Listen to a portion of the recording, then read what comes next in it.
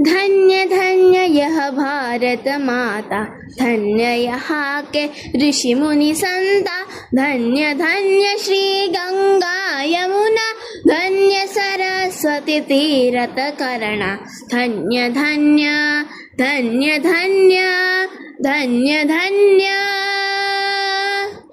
उत्तर दिश शिर हिमगिरि राजा, ज्ञान योग तप साधन साजा, सागर करता पद प्रक्षालन, पूरब पश्चिम जल आवरण, धन्य धन्य धन्य धन्य धन्य धन्य।